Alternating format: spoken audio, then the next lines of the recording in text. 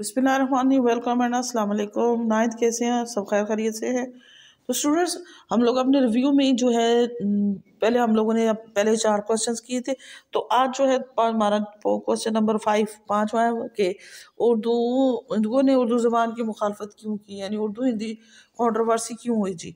तो सबसे पहले कहते हैं कि उर्दू ज़बान की मुखालफत क्यों की, इसलिए कि वो अदालतों में नाफिज करना चाहते थे हिंदी ज़बान को। उर्दू के बहुत मुखालिफ थे और हिंदी ज़बान को वो तालीम का ज़रिया बनाना चाहते और किसी सूरत में चाहते कि उर्दू जो है उसको ये तालीम का ज़रिया बनाया जा सके। अब उसकी कौन कौन सी वो जो थी मुखालफत किस बात पे कर रहे थे। सबसे पहले ये था कि उर्दू जो है वो मुस्लिम दौर में हुकूमत परवान चढ़ी थी और मुसलमान उसे ज़बान को समझते थे और हिंदू जो थे वो मुसलमानों से नफ़रत करते थे, क्योंकि मुसलमानों ने हिंदुओं पर तकरीबन 1000 साल तक हुकूमत की थी और इस वजह से हिंदू जो थे वो मुसलमानों से बहुत और उर्दू ज़बान से दोनों से बहुत ज़्यादा नफ़रत करते थे। फिर सब एक और चीज़ भी ये था कि उर्दू का रस्मुल ख़त जो था वो अरबी और फ़ारसी रस्मुल ख़त से मिलता जुलता था। अरबी और फ़ारसी भी हिंदुस्तान के मुसलमानों की ज़बानें थी और उर्दू का जो रस्मुल ख़त राइटिंग स्टाइल था वो उससे मिलता जुलता था। इस वजह से ही वो उर्दू को सिर्फ मुसलमानों की ज़बान समझते थे और उससे बहुत ज़्यादा नफ़रत भी करते थे। और इसके अलावा ये भी था कि जब वो उर्दू जो 1867 में बनारस के हिंदुओं ने उर्दू ज़ुबान के ख़िलाफ़ एक बाकायदा तहरीक चलाई। उन्होंने उर्दू और मुसलमानों के ख़िलाफ़ नफ़रत का इजहार किया। उन्होंने कहा कि ये उर्दू है जो ये उन्होंने कहा कि हम अपना राइटिंग स्टाइल या देवनागरी जो स्टाइल है राइटिंग उसको इंट्रोड्यूस करवाना चाह रहे थे। उर्दू को किसी सूरत भी मानने को तैयार नहीं थी। वो कहते ना वो मुसलमानों को पसंद करते थे और ना ही उर्दू को पसंद करते थे, क्योंकि उर्दू जो थी वो मुसलमानों के दौर में परवान चढ़ी थी।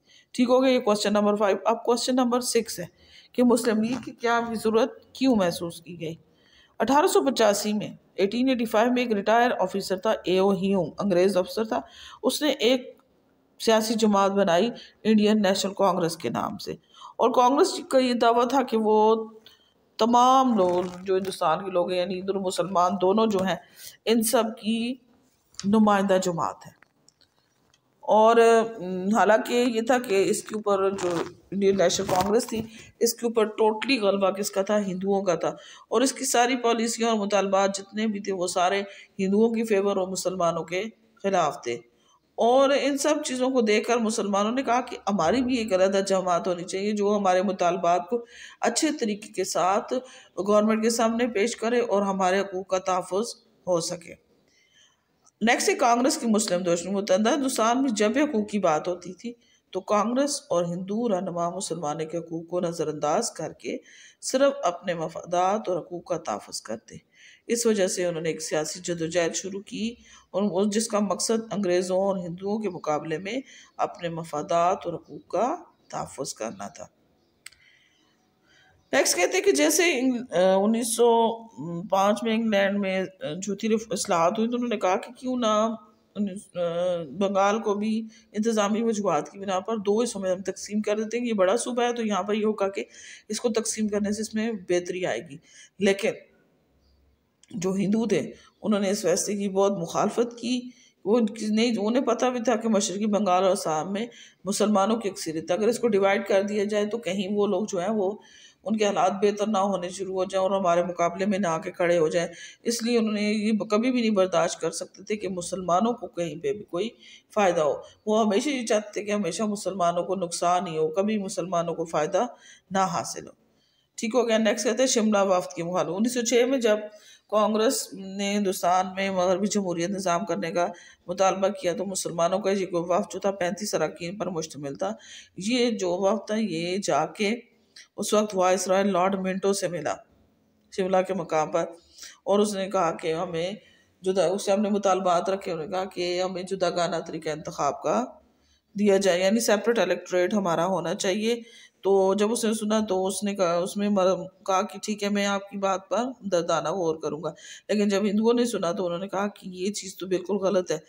वो किसी सूरत में भी इसकी हक में नहीं था कि हिंदू जो है तो इसलिए मुसलमानों को ये अच्छे से पता चल गया कि कभी भी हिंदू मुसलमानों का साथ नहीं देंगे और ना ही कांग्रेस मुसलमानों की नुमाइंदगी जो है कुछ की ज़रूरत थी कि मुसलमानों की लदा न हो, और ना कांग्रेस चाहती कि उनकी एक अलग जमात हो, उनको भी नुमाइंदगी मिले, और वो किसी सूरत में भी मुसलमानों के हकूक़ का तहफ़्फ़ुज़ नहीं चाहती। सो इस मकसद के लिए उन्होंने अपनी एक जो है पार्टी जो है उसका क़याम जो था वो ज़रूरी समझा।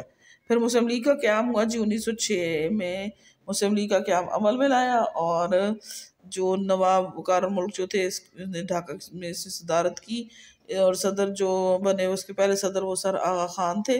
इसका मरकज़ी दफ्तर जो था वो अलीगढ़ में था, और मुस्लिम लीग का आइन 1908 में वज़ा किया गया। नेक्स्ट कहते हैं नेहरू रिपोर्ट मुसलमानों की सियासी सोच पर किस तरह असरअंदाज हुई। 1988 में हिंदुस्तान की तमाम सियासी जमातों ने मुतफ़िका आइन बनाने के लिए एक कमेटी तश्कील दी, जिसके सरबरा मोतीलाल नेहरू थे। उन्होंने जो रिपोर्ट पेश की वो नेहरू रिपोर्ट के नाम से मशहूर है। नेहरू रिपोर्ट में क्या था कि उन्होंने मुसलमानों के जुदागाना तरीका इंतखाब को मुस्तरद कर दिया। उसकी जगह उन्होंने कहा कि मखलूत तरीका इंतखाब होना चाहिए। मरकज़ी मजलिस कानून साज में 1/3 नुमाइंदगी की बजाय आबादी के लिहाज से नुमाइंदगी की सिफारिश की गई। नेहरू रिपोर्ट की सिफारिशात मुसलमानों की ख्वाहिशात और मफादात के सरासर खिलाफ थी। नेहरू रिपोर्ट में से मुसलमानों के मुतालबात की मुखालफत की गई। अब मुसलमानों पर असरात क्या हुए कि नेहरू रिपोर्ट की शाया होते ही ये बात मुसलमान रानों पर वाज़ेह हुई कि हिंदू कभी भी मुसलमानों का अच्छा नहीं चाहते, ना उनके साथ मुखलिस हैं। अंग्रेज़ों के हिंदुस्तान से चले जाने के बाद हिंदू अक्सरियत में होने की वजह से मुसलमानों के हकूक़ का तहफ़्फ़ुज़ मुमकिन नहीं। नेहरू रिपोर्ट ने हिंदुओं से इत्तेहाद के जो इम्कान के हमेशा के लिए ख़त्म कर दिया। यही वो तारीख़ी मकाम था जहाँ से दो कौमी नज़रिए से नज़रिया पाकिस्तान ने जन्म लिया था। ठीक हो गया। कायद-ए-आज़म का नेहरू रिपोर्ट में मिसाक लखनऊ के तमाम मुस्लिम मुतालबात मुस्तरद हो गए, जिसकी वजह से उस पर इस अहम मोड़ पर कायद-ए-आज़म ने क्या कहा था, यहाँ से अब हमारे रास्ते जुदा होते हैं। मगर इसके बावजूद मुसलमानों ने और मुस्लिम लीग ने बहुत कोशिश की कि हिंदुस्तान को तकसीम किए बगैर मुसलमानों के हकूक़ का तहफ़्फ़ुज़ हो, मगर हिंदू रहनुमाओं के मुखालिफ रवैये ने उन्हें अलग वतन हासिल करने पर मजबूर कर दिया। नेक्स्ट है जी करारदाद लाहौर कब पेश की, इसमें क्या मुतालबा। करारदाद लाहौर के बारे में कहते हैं कि 23 मार्च 1940 में ये करारदाद लाहौर पेश की गई। इसे पेश किसने किया? मौलवी फजल हक ने पेश किया, और 24 मार्च को ये मंजूर भी हो गया। आपसे मुतालबात क्या था कि मुसलमानान हिंद को अलहदा ममलकत की ज़रूरत है। मुसलमानान हिंद ने मुस्लिम लीग के प्लेटफॉर्म से अलहदा इस्लामी ममलकत का मुतालबा किया है। मुसलमानों का मुतालबा ये था कि जिन इलाकों या सूबों में मुसलमान ज़्यादा तादाद में हैं उन्हें यकजा करके अलहदा इस्लामी ममलकत बना दी जाए, क्योंकि मुसलमान और हिंदू दो अलग मजहब ही नहीं बल्कि दो अलग समाजी निज़ाम है, इसलिए इनका साथ रहना मुमकिन नहीं। और यूँ दो कौमी नज़रिया से नज़रिया पाकिस्तान तक का सफ़र तय हो गया। ठीक है जी, तो 9th क्लास ये आज का हमारा लेक्चर था। चाहे तो आप सब ने इन क्वेश्चंस को याद करना है और अपने पेपर की बहुत अच्छी तैयारी करनी है, और उसके साथ साथ अपना बहुत ख्याल रखना है। अल्लाह हाफिज़।